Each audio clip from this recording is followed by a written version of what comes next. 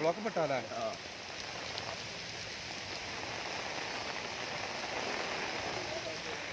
അപ്പോൾ കൂരിയാട് വേങ്ങര സ്റ്റേഷൻ പരിധിയിലെ trauma care പ്രവർത്തകർ വളരെ ആത്മാർത്ഥമായിട്ട് ഈ മയത്തും അവർ വളരെ കഷ്ടപ്പെട്ട് ആ ചില്ലകളൊക്കെ, പ്രധാനപ്പെട്ട അപകടത്തിലുള്ള ചില്ലകളൊക്കെ മുറിച്ച് മാറ്റിയിട്ടുണ്ട്.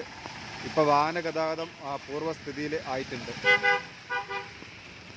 കൂരിയാട് ദേശീയപാത തകർന്നതിന് ശേഷം നമ്മളെ കൂരിയാട് പനമ്പയിൽ ദിവസം ഓരോ വിഷയങ്ങൾ വരികയാണ്.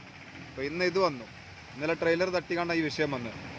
ഇനി എന്താണ് വിഷയം എന്നുള്ളത് നമുക്ക് ഇനി വരില്ലാന്ന് പ്രതീക്ഷിക്കാം. ഇനി അവിടെ ഞാൻ കണ്ടിട്ട് ഈ കുറച്ച് ചില സർവീസ് വയറുകൾ കുറച്ച് താന്ന് കിടക്കുന്നുണ്ട്, 1-2 അത് വലിയൊരു ട്രെയിലർ ഞാൻ ആയിക്കൂടെ പോണ് കണ്ടി, അതിമ്പോൾ തട്ടാതെ സൂക്ഷിച്ച് പോണ് കണ്ടിരുന്നു.